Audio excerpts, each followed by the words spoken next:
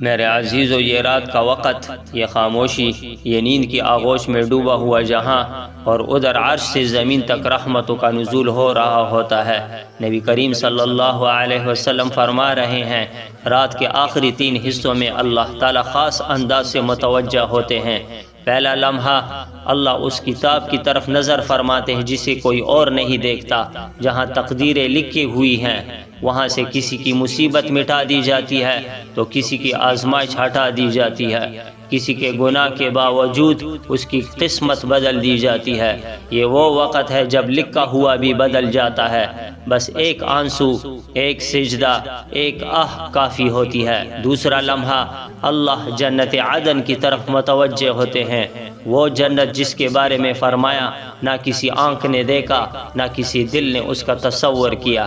یہ وہ مقام ہے جہاں انبیاء علیہم الصلاۃ و تسلیمات، صدیقین اور شہداء ہوں گے، یہ بتانے کے لیے کہ جو دنیا میں اللہ کے ہو گئے وہ آخرت میں اللہ کے خاص مہمان ہیں۔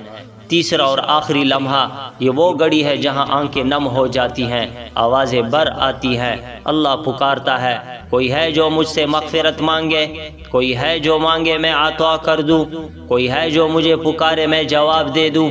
تو میرے بھائیو، یہ وہ رب ہے جو ہمیں ڈھونڈ رہا ہے اور ہم نیند میں گم ہیں۔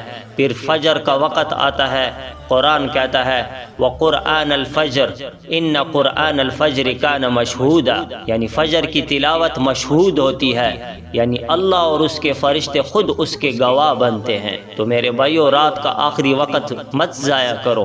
یہ وہ لمحہ ہے جہاں قسمتیں بدلتی ہیں، گناہ معاف ہوتے ہیں اور جنت کے دروازے کھلتے ہیں۔